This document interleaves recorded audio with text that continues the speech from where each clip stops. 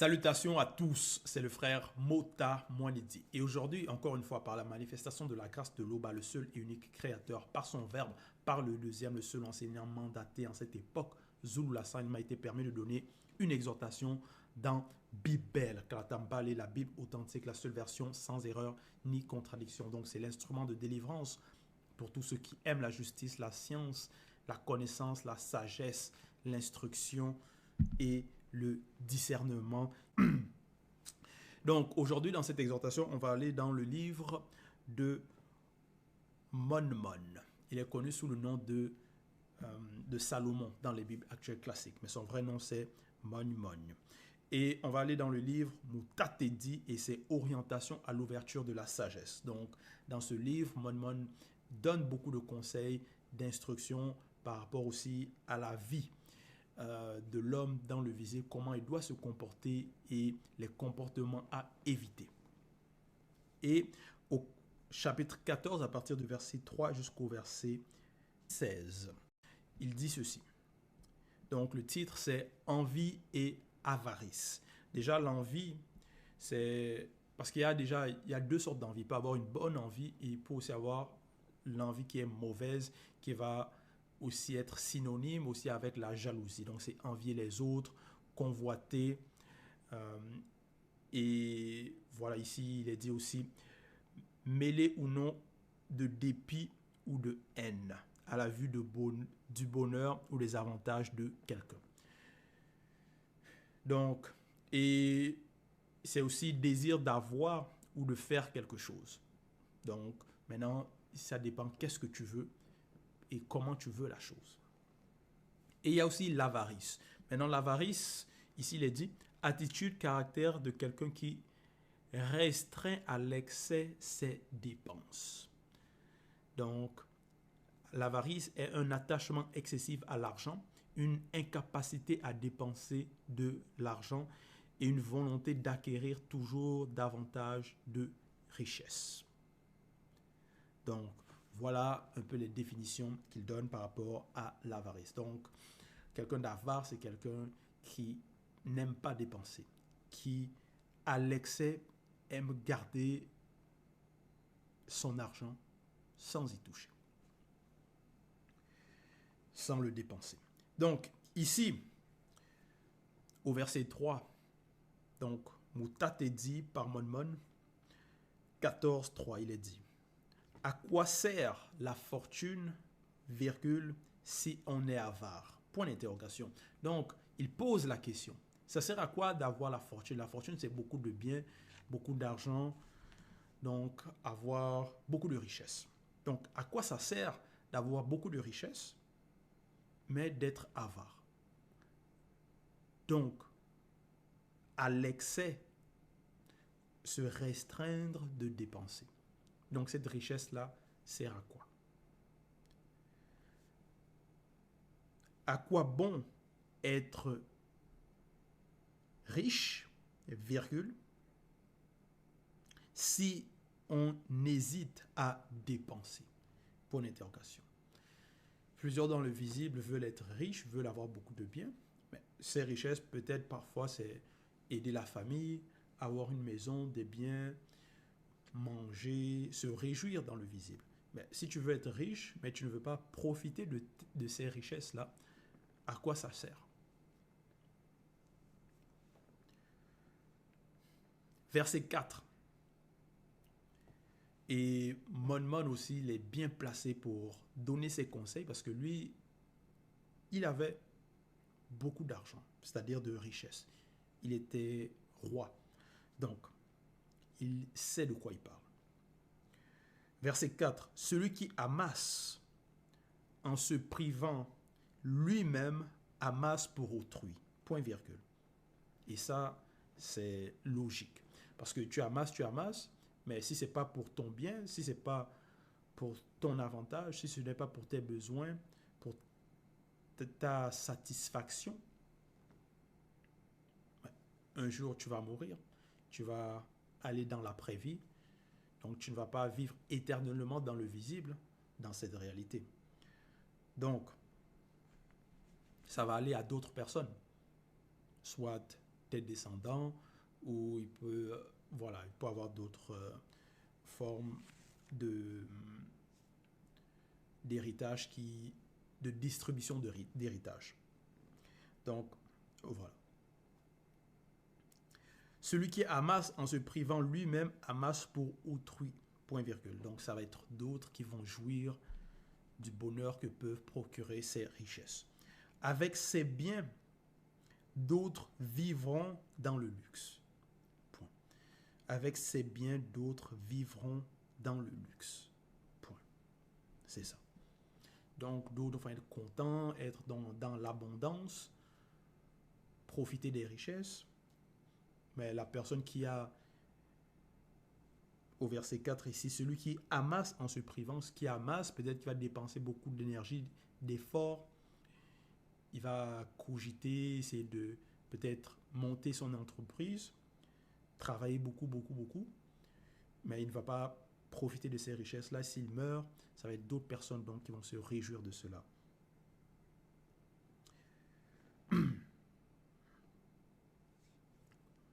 Verset 5. Il continue. Celui qui est dur pour lui-même, virgule.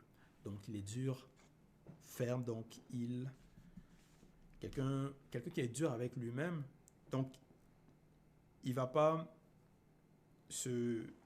déjà la dureté, ça peut être par exemple, tu ne te pardonnes pas à toi-même. Là, tu es dur envers toi-même, donc tu as peut-être des attentes trop élevées par rapport à ta personne. Ou tu ne te laisses pas soit de repos, tu ne te laisses pas le temps peut-être de jouir de l'existence aussi dans le visible.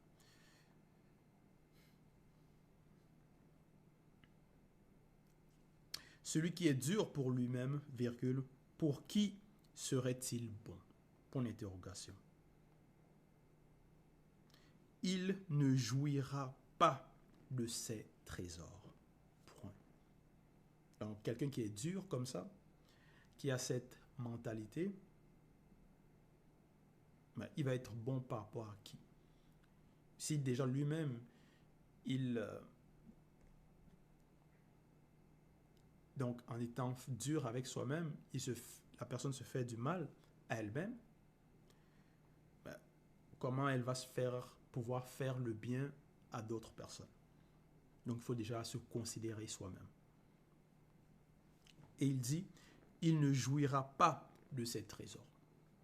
Donc quelqu'un de la sorte ne va pas jouir, ne va pas se laisser des opportunités, des occasions d'être dans la jouissance aussi. Mais ici, ça doit être selon le verbe, bien sûr. Donc déjà, la richesse doit être bien acquise selon le verbe. Et on ne doit pas se priver non plus du bonheur que cette richesse-là, du bonheur selon le verbe que cette richesse peut nous apporter. Verset 6. Il n'y a pas pire que celui qui se maltraite soi-même. Virgule. Donc, Monmon, il dit, il n'y a pas pire. Donc, c'est quelque chose de grave. Il n'y a pas pire que celui qui se maltraite, celui qui se fait du mal. Et il y a des personnes ainsi, elles vont se flageller elles-mêmes. Donc, c'est là dans la suite, virgule, la rançon de sa méchanceté. Point. Donc, ça, c'est comme une punition. Donc, parce que ce que la personne va semer, c'est ce qu'elle va récolter. Verset 7. Même s'il fait le bien, virgule, il le fait par mégarde. Donc, virgule. Mégarde, c'est définition, par inadvertance, sans le vouloir, par erreur, sans le faire exprès. Donc, ça veut dire que ce n'est pas volontaire. Donc, si quelqu'un fait le mal, celui qui se maltraite lui-même, s'il fait le bien, c'est par mégarde. Ce n'est pas sa volonté, en fait. Et finit par révéler sa méchanceté. Sa méchanceté. Donc, ses œuvres, ses actions, la méchanceté qui est à l'intérieur de la personne, parce que c'est ça. Quelqu'un qui va se maltraiter lui-même, qui va se priver, ça va représenter quelqu'un qui est méchant. Et cette méchanceté-là ressort. Verset 8. Il est mauvais, virgule. L'homme aux yeux envieux, virgule. Donc, envieux, la définition, comme j'ai donné,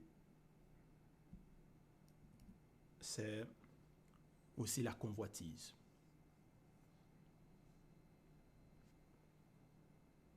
Et c'est aussi mélangé avec la haine d'autrui.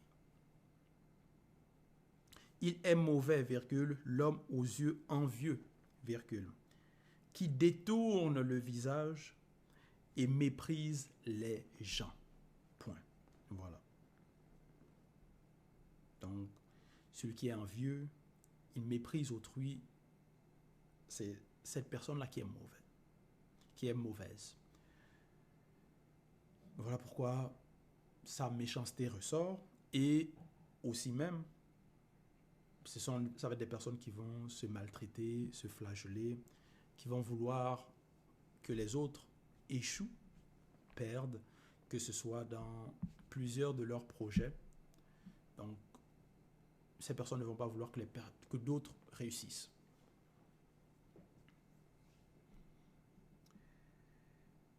Et ils vont mépriser, haïr les personnes.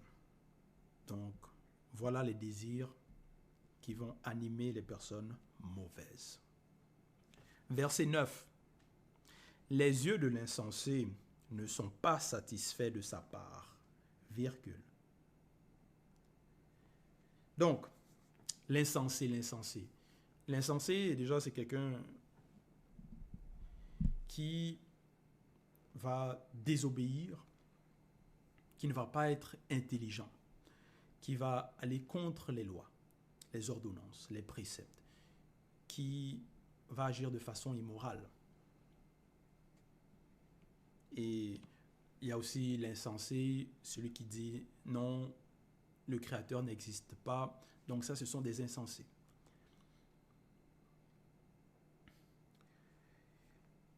Verset 9. Les yeux de l'insensé ne sont pas satisfaits de sa part. Virgule. Donc l'insensé ne va pas se satisfaire, se contenter de ce qu'il a.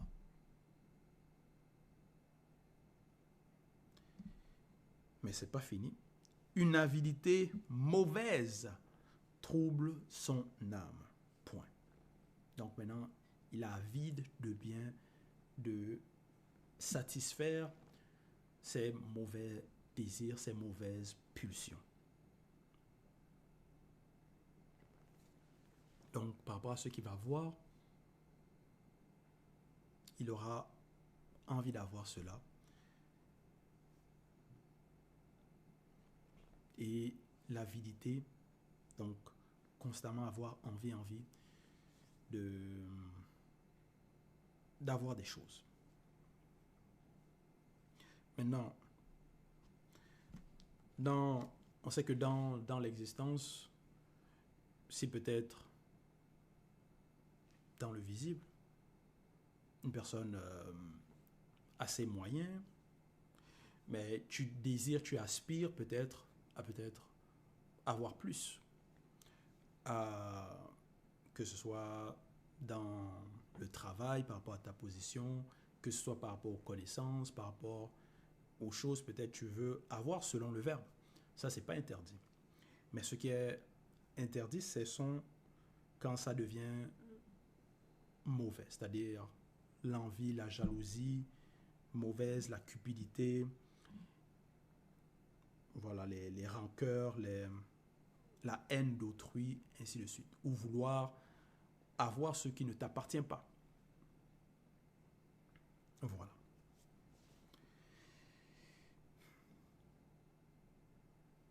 C'est ça. Donc maintenant, verset 10. L'avare est chiche de pain et il manque à sa propre table. Donc, voilà.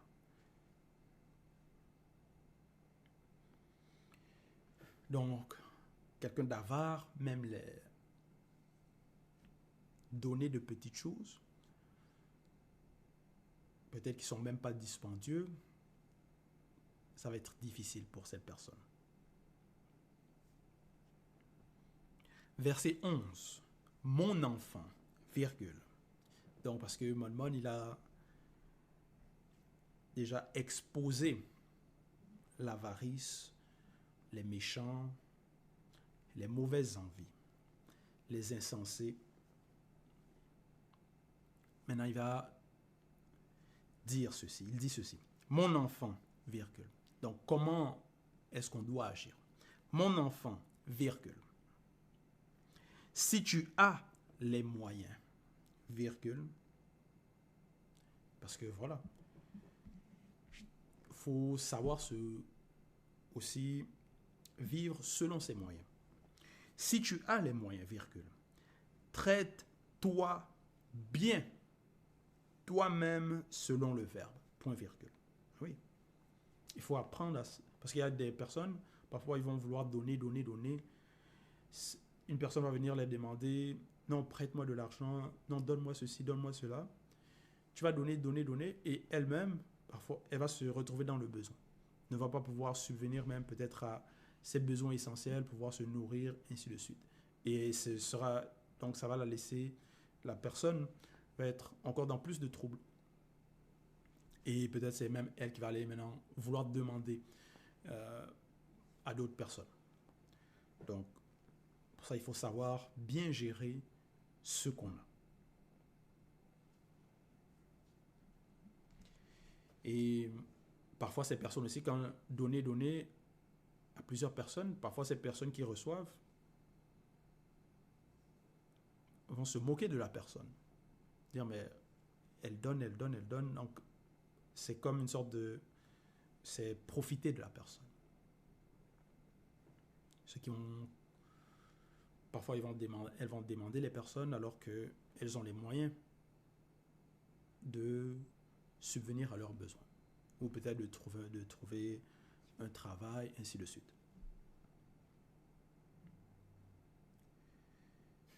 Donc, il dit, si tu as les moyens, virgule, traite-toi bien toi-même selon le verbe, point virgule. Donc, il faut bien se considérer. Il faut déjà se considérer. Et donc, bien se traiter. Point virgule, si tu as l'occasion, virgule, fais un bon repas. Point. Parce que faire un bon repas, c'est quelque chose de simple, c'est agréable, c'est... voilà. Ça plaît aussi. Donc, il faut savoir jouir des bonnes choses selon le verbe. Verset 12. Ne l'oublie pas, virgule. Le moment où tu quitteras le visible sera bientôt là. Point. Virgule plutôt. Oui, parce que la vie dans le visible est si courte.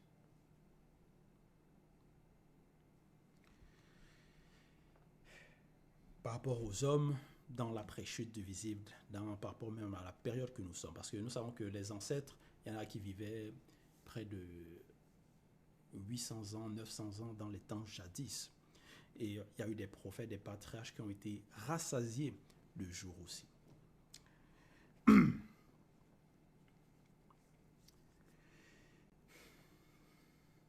Mais néanmoins, même si à cette époque, tu vis 120 ans,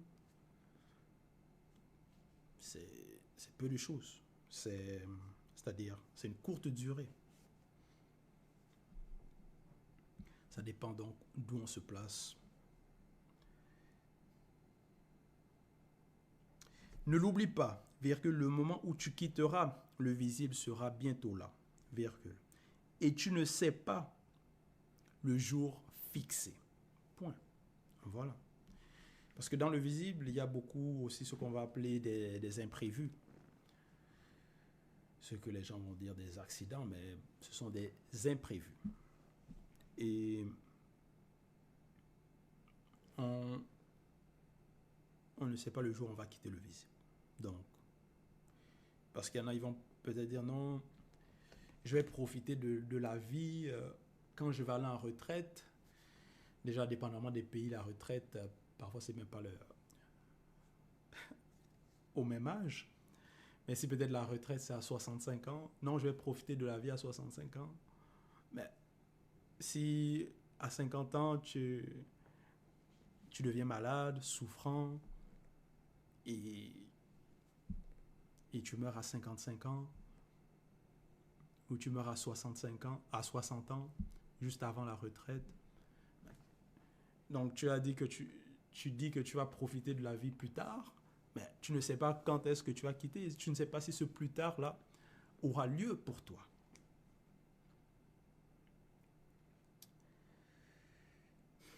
Donc voilà.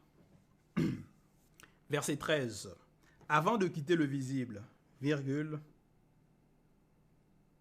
fais du bien à ton ami, virgule. Voilà. Donc il faut savoir à qui on fait du bien. Et il dit ici, fais du bien à ton ami.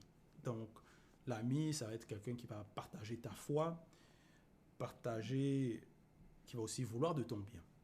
Donc, qui va peut-être être là au moment de... lorsque tu as peut-être passé par des tribulations, des malheurs, il va être là pour te soutenir aussi. L'ami, ça peut être quelqu'un qui te donne des conseils. Voilà. Donc, ça va être quelqu'un que tu passes du temps avec aussi. Donc, vous avez des liens d'amitié et une sorte d'intimité. Donc, c'est quelqu'un aussi que tu considères. Donc, avant de quitter le visible, virgule, fais du bien à ton ami, virgule, selon tes possibilités, virgule. Donc, ça, c'est très important. Selon les possibilités. Sois généreux et donne-lui selon le verbe. Point. Donne-lui selon le verbe. Donc, parce qu'il y a dans le visible, il y a des personnes parfois, elles vont être dépendants de certaines substances illicites. Voilà, la drogue, tout ça là, ou d'autres substances qui sont contre le verbe, qui vont nuire même à leur santé. Certains, leurs connaissances, leurs amis, quand elles vont recevoir la requête de la personne, que non, donne-moi de l'argent, il faut que j'aille peut-être m'acheter des cigarettes, m'acheter de la drogue, tout ça là. D'autres vont donner. Mais non. On doit être généreux et donner selon le verbe, selon nos possibilités. Et bien sûr, il faut que la demande aussi, la personne qui demande, déjà, il faut que ce soit quelqu'un de bien, selon le verbe. Il faut que sa demande soit bien, selon le verbe. Et ainsi, on peut donner selon le verbe. Verset 14. Ne te prive pas du bonheur d'un jour selon le verbe, virgule. Donc ici, Mon il dit même d'un jour. Ne te prive pas du bonheur d'un jour selon le verbe, virgule. Donc à chaque jour, selon nos possibilités, nos moyens, les circonstances aussi, nous devons être heureux selon le verbe. Donc savoir aussi ne pas se priver de la joie, la paix, le bonheur. Voilà. Ne te prive pas du bonheur d'un jour selon le verbe, virgule. Ne laisse pas échapper ta part d'une légitime satisfaction. Point. Légitime. Parce que il y a des satisfactions illégitimes, il y a des satisfactions, des envies qui sont contre le verbe. Donc, on doit bien sûr se détourner, ne pas prendre part à cela. Mais, ce qui est légitime, une légitime satisfaction selon le verbe, pourquoi se priver? Verset 15. Ne laisseras-tu pas à un autre le fruit de tes peines? Point d'interrogation. Celui de tes fatigues? Point d'interrogation. Voilà. Voilà. Ça pousse à la méditation, ça instruit. Parce que ça pousse au questionnement. Ce sont donc les questions, c'est aussi la morale. Verset 16. Donne, virgule, prends, virgule. Donc oui, il faut savoir comment donner selon le verbe, comment prendre selon le verbe. Et réjouis ton âme, donc dans la suite, et réjouis ton âme selon le verbe, virgule. Car il n'y a plus aucun plaisir du visible à attendre dans le non-visible. Point. Oui, dans cette réalité du visible, il y a des plaisirs selon le verbe auquel nous avons droit. Donc pourquoi nous priver de cela? Donc voilà, c'était l'exhortation, le partage, le message. Toute gloire et tout honneur à Loba, le seul créateur unique, vrai et véritable.